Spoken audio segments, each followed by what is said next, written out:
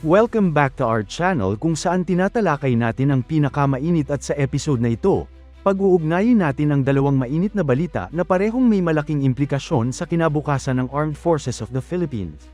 Sa episode na ito, pag-uusapan natin ang bagong balita tungkol sa Philippine Air Force, PAF, at kanilang multi-role fighter, MRF, acquisition. Hindi lang isa kundi tatlong klase ng fighter jet ang nasa shortlist. At syempre, tatalakayin din natin ang isang controversial military news kung saan may claims na US forces gumamit ng secret weapon noong raid nila kay Nicolás Maduro sa Venezuela. Stay tuned dahil dami tayong i-explain. Pero bago tayo magpatuloy, tandaan natin na ang matatag na Pilipinas ay hindi lang nabubuo sa lakas militar, kundi sa maayos na pamahalaan, paglaban sa korupsyon, pagtanggi sa political fanaticism, at pagsugpo sa fake news. Mahalaga yan para sa tunay na seguridad at katatagan ng bansa. Simulan natin sa Philippine Air Force. Alam natin na matagal ng planong mag-modernize ang PAF para palakasin ang air defense capability ng Pilipinas. After years of preparations, ngayon ay may mga strong candidates na talaga para sa MRF acquisition. According sa mga social media threads at iba pang defense watchers, mukhang may tatlong pangunahing modelo na ang nasa final shortlist. Isa, KF-21 Boramae. Ang KF-21 Boramae ay isang 4.5 generation fighter aircraft galing sa South Korea, developed ng Korea Aerospace Industries, KAI. Ito ay hindi 5th gen gaya ng F-35, pero moderno ito with semi-stealth design, AESA radar, and advanced avionics. Sa design stage pa ito at inaasahang may mga production aircraft na magsisimula pumunta sa ROK Air Force by 2026. May options yung PAF na kunin ito between 2027 at 2029 depende sa deal. Capabilities ng KF-21: air-to-air at air-to-ground missions, Block 2 upgrade later. Advanced sensor fusion at network communication. Twin engine design for better performance. Cost-effective compared to some Western jets. Pros ng KF-21. Mas bago at modern kaysa sa mga older jets. May future growth path dahil sa upgrade plans. South Korea willing mag-support sa training at logistics. Cons ng KF-21. Bago pa sa market, first deliveries at production line still maturing. Pwedeng magkaroon ng development issues sa early batches. Kulang pa sa combat-proven track record. Ang KF-21 ang option ni South Korea at fit sa long-term goals ng PAF para magkaroon ng credible air force. 2. Eurofighter Typhoon, Tranche 5. Ang Eurofighter Typhoon ay isang advanced 4.5 generation jet na gawa ng consortium ng Europe. Ang Tranche 5 version ay pinaka-advanced ng lot, may upgraded avionics, sensors, at weapons capability. Capabilities ng Typhoon: high-speed at agile dogfight performance. Advanced radar at weapon systems ready for various missions. Proven in European and Middle East Air Forces. Pros ng Typhoon: battle-proven at mature na platform. Strong sensor suite at multi-role capability. Good interoperability with Western systems. Cons ng Typhoon: mas mataas cost kumpara sa mga ibang options. Maintenance, operational cost medyo heavy lalo na sa tropical environment. Delivery slots pwedeng delayed dahil ibang customers rin priority. Ang Typhoon ay parang top contender pero pang matagalang cost at support infrastructure ang malaking consideration. 3. F-16V, older F-16 blocks. Ang F-16 Fighting Falcon ay isang proven fighter na halos ginagamit sa maraming bansa. Mula Block 50 hanggang Block 70-72 Viper variant, solid ang reputation ng F-16 sa reliability at interoperability kasama ng US forces.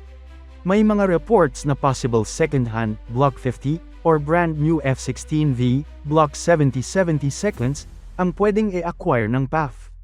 Capabilities ng F-16: mature at proven combat jet. Advanced avionics lalo na sa Viper variant. Compatible sa US, allied systems. Pros ng F-16: established training at logistics support. Mature supply chain. Interoperability with US forces lalo na sa joint ops.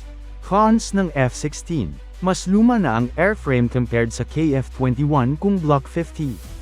Cost ng brand new Block 70 medyo mataas. Depende sa availability ng units para sa Pilipinas. Bakit wala ang Gripen sa picture? Marami ang nagtaka kung bakit parang nawawala ang Saab Gripen sa mga bagong usapan. Originally, Swedish company na Saab ay isa sa mga nag-offer ng JAS 39 Gripen, gamit ang financing terms na suportado ng Sweden. Pero ayon sa mga insiders, may issue sa timeline at delivery slots dahil priorities ng Saab para sa ibang customers. Mukhang nagka-delay ang Gripen deliveries at hindi kaya umayon sa mabilis na pangangailangan ng PAF. In other words, may pressure ang PAF at DND na hindi na pwede maghintay pa, kaya nawalan sila ng acceptance sa delays. Ito ang posibleng reason kung bakit naalis siya sa final shortlist. Pros at cons kung tatlong jet ito ang pipiliin ng PAF. Hindi pa official ang final decision, pero isipin natin ano ang mangyayari kung porsigido talagang kunin ng PAF ang KF-21, Typhoon Tranche 5, at F-16 sabay-sabayan. Pros: balanced capability spectrum, may bagong platform, KF-21, proven Western fighter, F-16, at high-end multi-role jet, Typhoon. Interoperability with allies, lalo na ang F-16 para sa US, at Typhoon para sa NATO-aligned ops. Flexibility sa missions, air defense, ground support, long-range patrol, etc. Cons: mas complex ang logistics, tatlong different platforms, tatlong supply chains, different maintenance programs. Training overhead, different cockpit systems at tactics for pilots. Cost and budget strain, mas laki ang kailangan sa training, parts, sustainment. Integration issues, iba-ibang data links, weapons integration, kailangan mo ng unified command system. Overall, grand strategy must weigh cost versus benefit at hindi lang ang gusto sa specs. Kailangang isaalang-alang ang budget, manpower, at long-term sustainment ng fleet. Ngayon naman, balikan natin ang isang kontrobersyal na balita mula sa raid sa Venezuela para arestuhin si Nicolás Maduro. Ayon sa isang eyewitness report, may claims na ginamit daw ang isang sonic o directed energy weapon na nagdulot ng hindi normal na effect sa mga Venezuelan soldiers. Ano ang sinabi ng witness? Sa account na lumabas, sinabi ng isang Venezuelan guard na habang umuusbong ang raid, may inilunsad daw ang US forces na parang intense sound wave o hindi pangkaraniwang energy pulse. Ayon sa kanya, pakiramdam niya parang sumasabog ang ulo mula loob. Ang ibang troops daw ay damyugo ang ilong, nag-vomit ng dugo. Marami daw ang hindi na makalakad o tumayo pagkatapos ng effect. May claim din na may radar disabling effect ang weapon. Nakakagulat ito dahil hindi ito karaniwang kinetic weapon, baril o missile, kundi parang energetic pulse device na hindi pa opisyal na kinikilala ng US government. Is this real or just rumor? Important na tandaan na hindi pa kinukumpirma ng US government ang paggamit ng ganitong technology. Wala ring official military statement na tinanggap ang mga allegations. Maraming eksperto ang mapanuri sa ganitong claims dahil ang mga epekto ay medyo extreme at unusual para sa known directed energy weapons. But may ibang sources na nagsasabing ang militar ng US ay may mga research na directed energy systems for years, tulad ng high-energy microwaves o advanced sonic devices that theoretically can disrupt electronics or personnel, pero hindi pa ito verified kung ginagamit talaga operationally. Kung totoo man o hindi, ang mga ganitong reports ay nagdudulot ng malaking epekto sa public perception of military tech. Ang publiko ay madaling mag-assume na may secret weapons. Regional security dynamics, lalo na sa Latin America kung saan malakas ang anti-US sentiment at magkakaroon ng diplomatic tensions.